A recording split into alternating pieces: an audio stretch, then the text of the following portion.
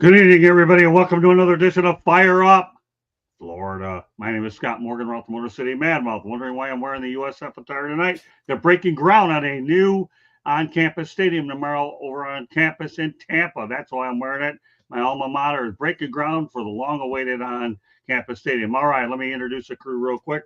Have some great topics. Rod is live from the Florida Panthers National Predators game.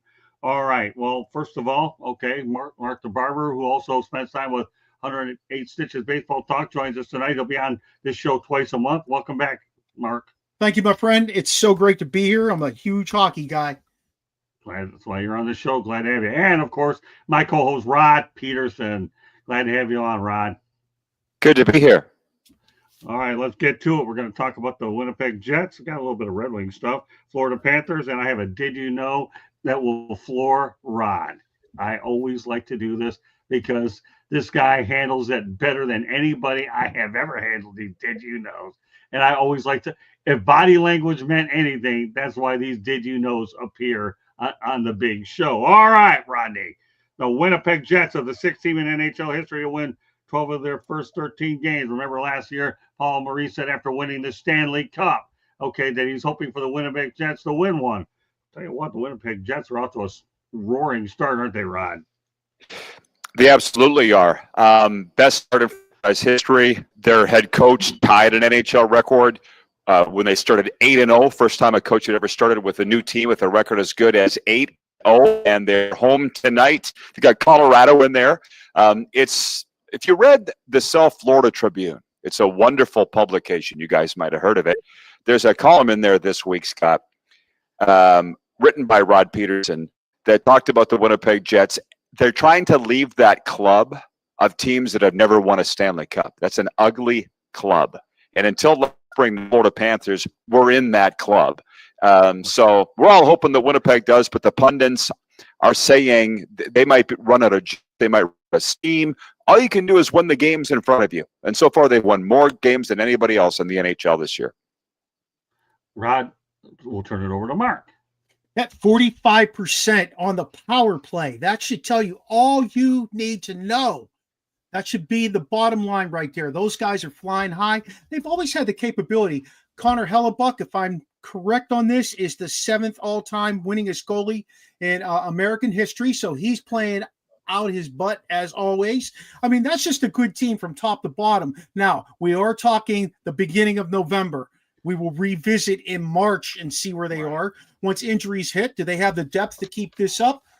Who knows? But, boy, they always have a solid team. And they seem to move on from the guys that cause a little grief or anguish in that locker room, and that's a feather in the cap to them. Well, let me tell you this. The one thing about the Winnipeg Jets, and we all go back to the World Hockey Association days when they had Bobby Hall, and they had no problem winning championships in the World Hockey Association. I wish once and for all, whatever's left of the Arizona Coyotes organization, that they give them the old logo back and the history and combine them. I really do. I mean, obviously, we all know the Arizona Coyotes were sold to an ownership in Utah, which is now the Utah Hockey Club. But like the Charlotte Hornets, you need to bring the logo and the history back to Winnipeg where it starts. I'm glad that they had the Jets, but a different logo. But until that is complete, the Winnipeg Jets seems weird because of the old Atlanta Thrashers. That's all I'm going to say about it. I wish them well. And I'm going to go backtrack on what I just said. Paul Maurice said when the Panthers won the Cup, he hopes Winnipeg does it. Well, you know what? Kind of pull it for him. I really, really, really am. So on this date, and that was yesterday, by the way, November 6, 2015, Henrik Zetterberg joined Gordie Howe, Alex Delvecchio, Steve Yzerman, and Sergei Fedorov as the 5th player in Red Wings history with 300 goals, 500 assists, 800 points. That's an unbelievable accomplishment. This time we're going to go ahead and start off with the Barber.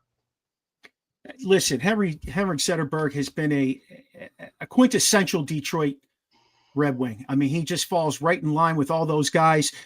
What a player. Retired in 2019. I think he probably still wanted to go on a bit more. But, 337 goals, 623 assists, 960 points. I mean, you can't beat that. He's behind guys like Gordie Howe, Steve Yzerman, Delvecchio and Lidstrom. I mean, come on, man.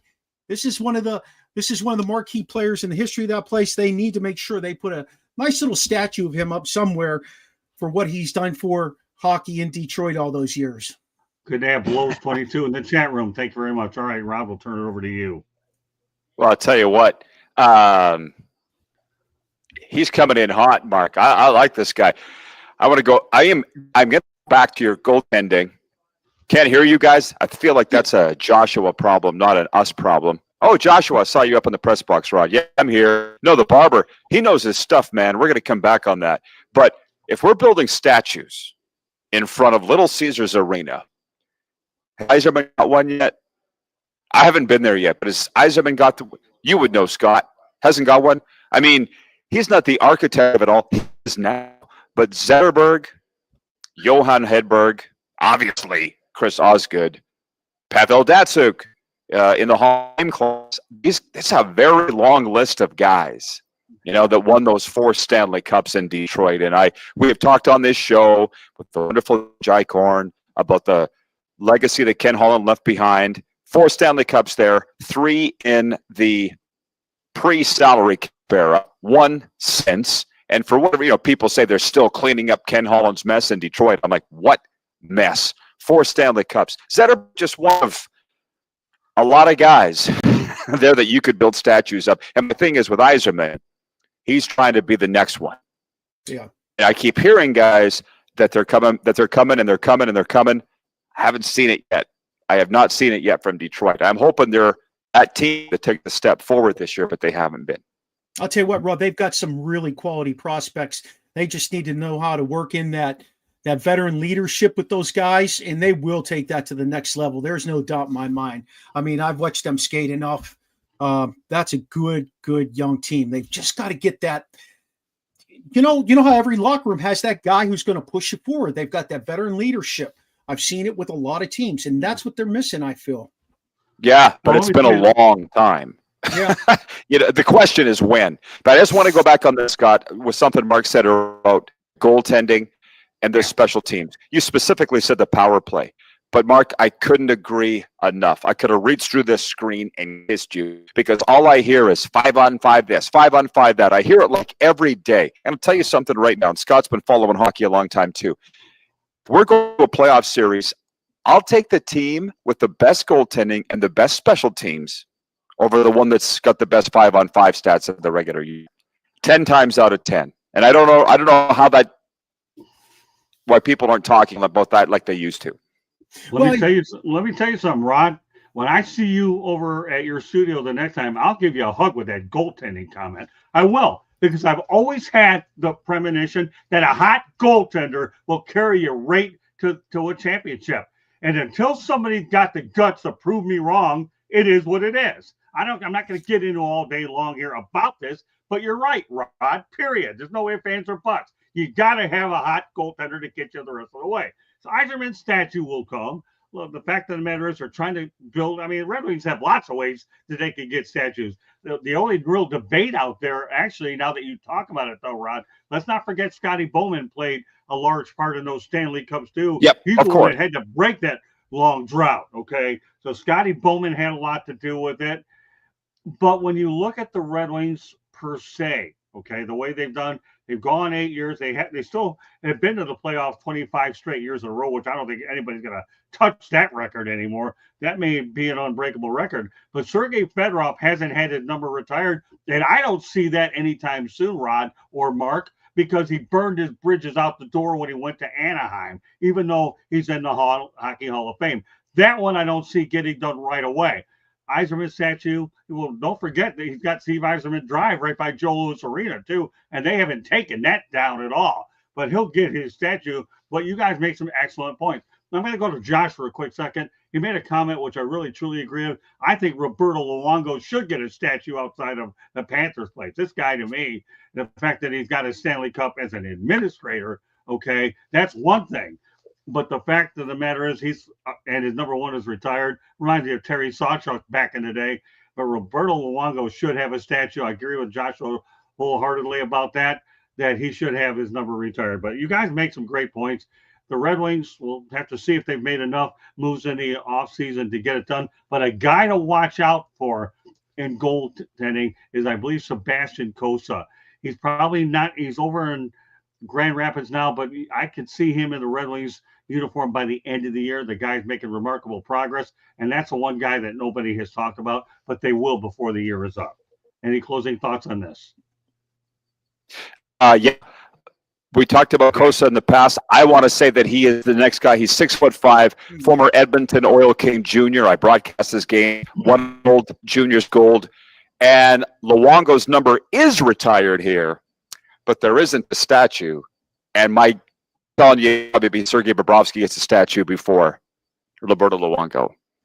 Well, that's a great debate. So you know what, Rod? I want you to save that, put that in your pocket, and we'll bring Mark back on maybe in a couple of weeks and talk about that. That's a great topic. So when you get an opportunity, Rod, please text me that as a topic idea, and we will go into more details. That's a great idea. Hey, at the end of the day, Rod, your jersey going to the rafters is just as important as them building a statue of you. And if they can do that, or they retired around the circle in the building, that means everything to those guys. And I tip my hat to anybody that gets to that point in their career. Just real quick, though, going back to Winnipeg, the power play and everything, that's their third and fourth line drawing those power plays, too. They're pretty gritty down low. And you know, I mean, that is a recipe for success with those guys. They're just fun. They're fun. They scorched my Penguins 6-1. Like it wasn't even a game out of the gates. Well, everybody's beating Pittsburgh. Okay. Well, obviously, Rod's in at the game. So quick update, Rod. They're up 2-0. Well, actually, they went on to defeat the Dallas Stars 2-0 in the NHL Global Series. This is my I told you so moment. Remember last week we were on the Rod Peterson show, right? And you said, didn't you take 1-1 that you thought Dallas would get one and the Panthers would get one? Correct me if I'm wrong. No, you swept it, Scott. Okay, good. Okay, not that I need my ego built, but it is an I told you so moment. Really? Seriously? Yes. What do you think of it now? The only reason why I felt that they were actually the Rod going to sweep it is this is an opportunity, okay, for the Panthers to earn national respect around the world. And they seized that opportunity beating an elite team in the Western Conference, and they certainly more than capitalized on it. That's all I'm going to say about it.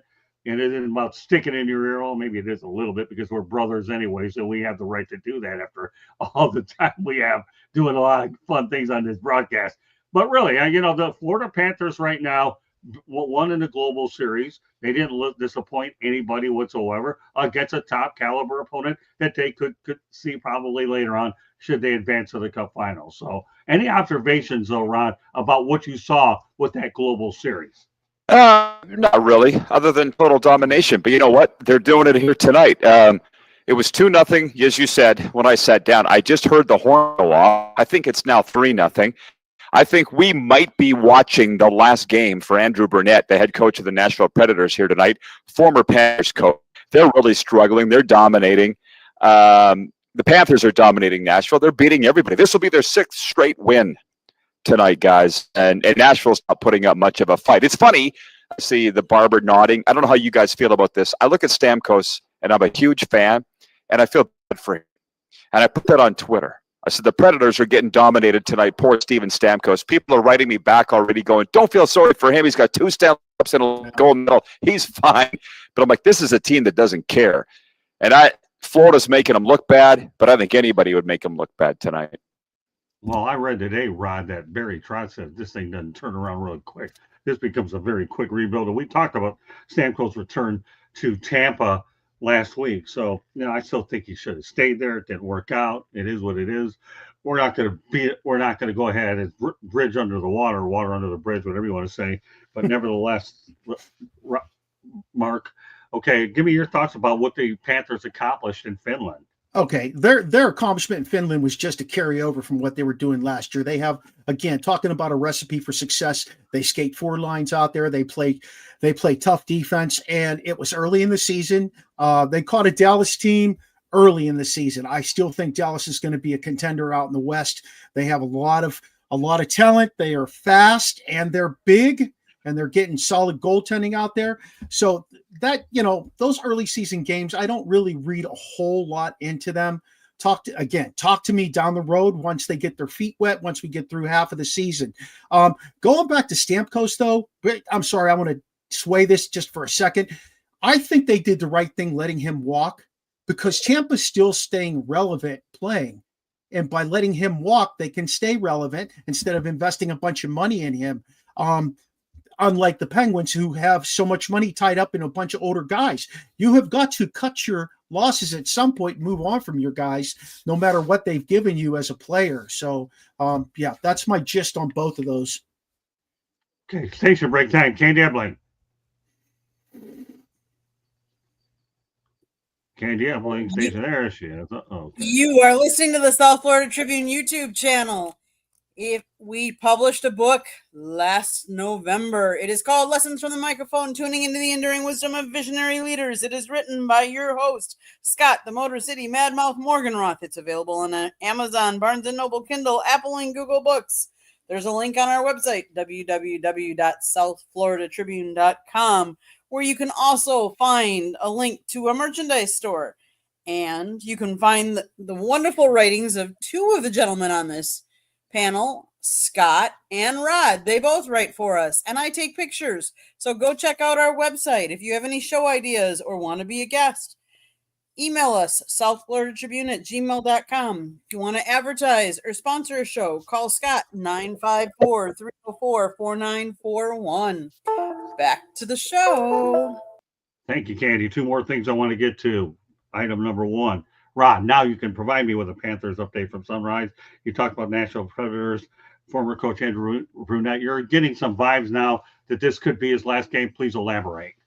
Oh, the Predators are regarded as the biggest disappointment in the NHL this season.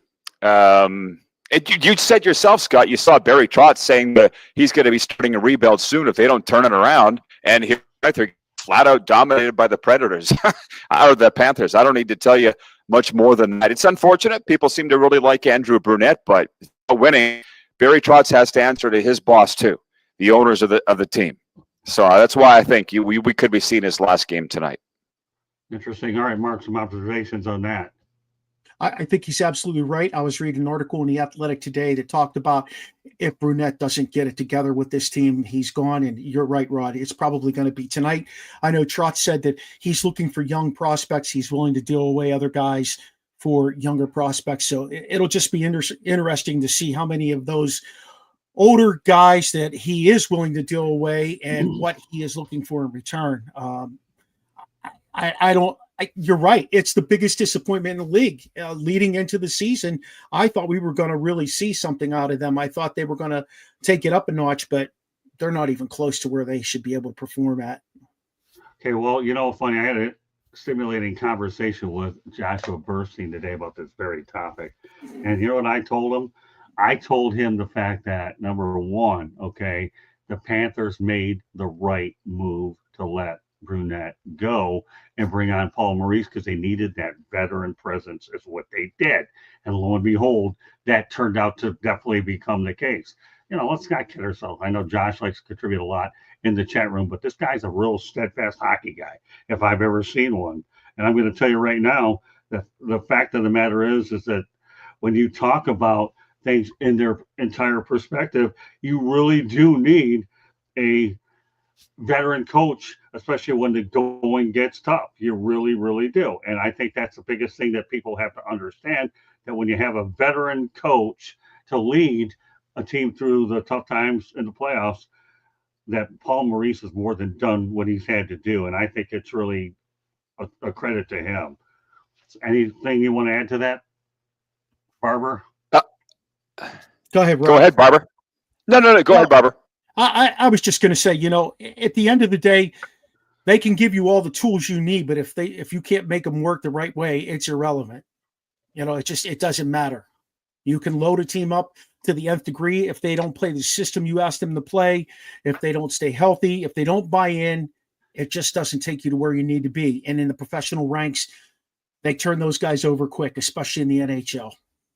Okay, another topic. Yeah, my last words is this. I'm looking at the roster for the Predators. I got it in front of me up in the press box. I'm going Steven Stamkos, Jonathan Marchessault, Ryan O'Reilly, Roman Yossi. UC Saros isn't in goal, but it doesn't really matter. Luke Shen on the back end. They got talent. Not a bad team. So what happens when a talented team doesn't win? So, again, don't be surprised if we have some news out here tonight. Okay, we'll look forward to those. All right, I have an interesting topic I actually have time to get to. In their last 8 games, the Boston Bruins have been shut out 3 times and have recorded a shutout of their own 2 times. Now, 3-2 in poker equals a full house, but we got 5 shutouts in the last 8 games. All right, Barbara, we're starting off with you on this. Some thoughts about the fact that the Bruins have been shut out 3 times and recorded 2. Feast or famine. Yeah. Feast or famine. That's the way they are this year at this point. You know, it's early in the season. Again, I mean, I just struggle with this part of the season because a lot of people don't. I mean, I know we're in November, but a lot of people have only played 8, 9, maybe 10 games, and some of their veterans barely played in the preseason at all. So it's going to be interesting to see how this team comes together, because that's another team that the expectations are sky high for, coming back from where they were last year, yet they got bumped off again, which I called that one, by the way, fellas. I saw the writing on the wall. You know, I don't put too much stock in that. I really don't. Feast or famine. I do. I'm a stats guy. I'm a journalist. If there's a stat that I can put out there that makes any sense and we can talk about it, guess what? We talk. All right, Rod, what do you think? Pretty unusual stat, isn't it? I think Boston Bruins are one of many teams that are hot and cold this year. Famine, hot or cold, however you want to say it. The Barber's right, but this not forget that they started out opening night and a 6-2 loss to these Florida Panthers, these Boston Bruins, and Jeremy Swayman didn't even play that night. Jeremy Swayman got the bag. I know they use it in football terms. I'll use it in hockey terms. He got his 8x8, about $66 million, 8-year contract. There's a little bit up to it. You know, if you look at the 3 shutouts, 3 against, 2 for, they've been getting better in that. So Swayman's settling in. I think the Bruins are settling in, but I'm not sure. I mean, in the latest column I wrote for you, Scott, I talked about the firing odds, and Jim Montgomery is on the list. As a matter of fact, number 1 is Pittsburgh, your guy, Barber, Mike Sullivan. Number 2 is Jim Montgomery in Boston. And number 3 is Derek Lalonde with your Red Wings. And number 4 is Andrew Burnett, the guy that we're talking to about here tonight. So anyways, with the Bruins with a shutout, feast or famine, hot and cold, that's just the way the Bruins have been this year. So it's a quirky stat for sure. Well, that's why we have it.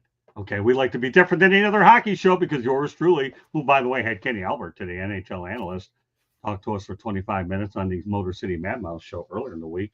You know, we try to get the best guests that we can, but we, really, since Rod has joined the company, we have definitely picked up our focus on hockey. But yeah, Rod, I think we've talked about the fact that Derek Lalonde of the Red Wings could be, there's a big microscope. And by the way, there's a guy named Joel Quenneville looking for a job.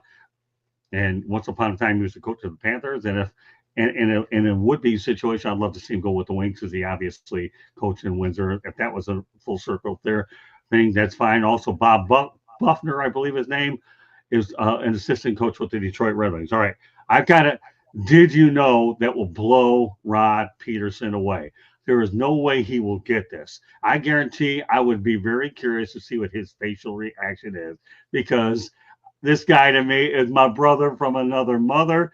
And I always enjoy looking for certain things to teach this man so he can bolster his Cats and Bolts podcast, let alone the Rod Peterson show, for which I've been a guest on a couple of times. And Rod and his people there have treated me great. I can't thank you enough for bringing me on that show. But here you go, Rod. You ready for it? Lay it on me. Okay. Did you know who was the only hockey player in the Baseball Hall of Fame? Tom Glavine. I don't know. That's a good guess. What about you, Mark? That's who I would have said, Glavine. Derek Sanderson Jeter. Derek Sanderson Jeter. Remember once upon a time there was a Derek Sanderson that played for the Boston Bruins? Is that Derek Jeter's middle name? Yes. Really? Okay, well, of course I would have never got that. I know, but I'll send it to you just so you have it. But it was fun. When I saw it, I like to bring stuff on here. I really think it's really good stuff. I'm going to send it to you, Rod, just as a little souvenir that your publisher is capable of anything. But I just thought it would be a lot of fun to bring up Derek Sanderson, who played, as we know, for the Boston Bruins back in the 70s. Yeah, is Derek Jeter not from Detroit, though? Well, it's actually from Kalamazoo.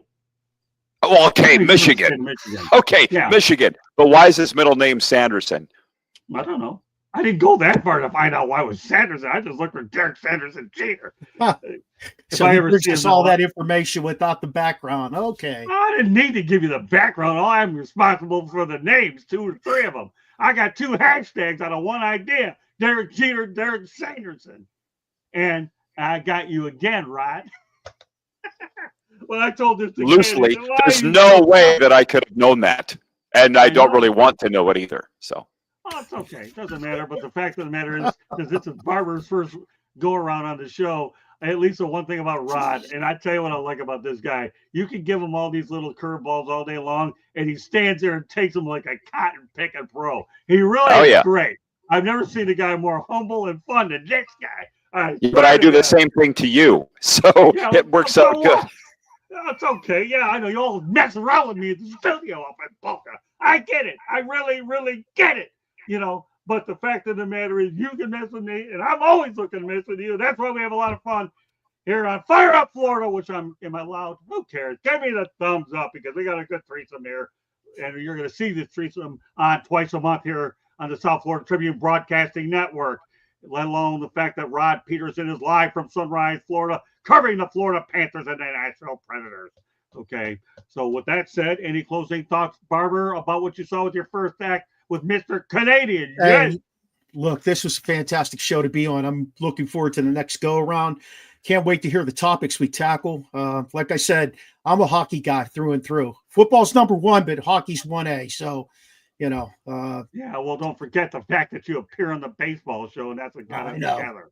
I know. So this guy here, by the way, just so you know, Rod, he's on baseball twice a month, and he's on our show twice a month, which is why we moved the starting time up. And I actually like this 8 o'clock time frame because I want to lead into our next show coming up afterwards. We have Fire Up with Candy Ebling, Jeremy Ballrick, and Ralph Williams. They'll follow us immediately afterwards. So with that said, Rod, you're going to let everybody know how they can get a hold of you. And I'm going to tell you, folks, before he gets a chance to do that, please go to the South Florida Tribune website. This guy writes some phenomenal stories. Or in the eyes of Dick Vitale, Rod Peterson's stories are awesome, baby. Am I louder than that? Go ahead. Let them know how to do it. Thank you, Scott. I appreciated it. Just look at the screen in the bottom at Rod Peterson. That's all you need to know. Everything you can from there. South Florida Tribune columns, WQEE Radio, our daily talk show on Game Plus TV. Barber, Mark, a pleasure to meet your acquaintance, man. Make your acquaintance. You know your stuff. I look forward to this very much. But I knew that if you're a friend of the Motor City Madmouth, you would be a friend of mine. But it's been a lot of fun here tonight. Hey, Scotty boy. All right. Well, Rod, I know you got to get back to work, so let's arrange a phone call tomorrow, and then we can do what you got to do. But do my best. Send my best to the Panthers PR guy. And the one thing I want you to do before you get off here is the fact that you are broadcasting a show for Fire Up Florida to the PR staff on behalf of the South Florida Tribune. In addition, and I said in addition to what you're doing with the Cats and Bulls podcast, and then maybe one of these days when I'm able to get out there, you and I could go there. Obviously, you guys know that I'm dealing with some with the Alzheimer's disease, so I'd like to see a few Panthers games before it's all said and done. Before I forget everything, but I still feel like we have a little ways to go. So please convey that message, Rod, if you get a chance. I would greatly, tremendously appreciate it. Okay, my friend? Of course. All right. So meanwhile, Rod, I know you got to get going, so don't worry. We'll try to communicate tomorrow. But awesome job, Mr. Peterson from Sunrise, Florida. Rod Peterson live from the Florida Panthers Nashville Predators show. Oh, but before we do that, Rod, Candy, one more station break because we want to make sure Rod hears this as well. And then Mark will give his information. We'll be all set to go. South Florida Tribune Publishing Company published a book last November, Lessons from the Microphone, Tuning in the Enduring Wisdom of Visionary Leaders. It is written by your host, Scott the Motor City Madmouth Morganroth. It is available on Amazon, Barnes & Noble, Kindle, Apple, and Google Books. There's also a link on our website, www.southfloridatribune.com, where there is also a link to our merchandise store where you can get some awesome South Florida Tribune hat, sweatshirt, you name it. Go there, check it out. Also, while you're on our website, check out Rod's writing, Scott's writing, my pictures. If you listen to podcasts, you can find us wherever you get your podcasts. Monday nights, we talk baseball. Tuesday nights, we talk football. Wednesday and Thursday nights, Sports Exchange and Fire Up. You never know what we talk about. But on Fire Up Florida, we're always talking hockey. Yes, and if you want to advertise, call Scott, 954-304-4941. Back to you, Scott.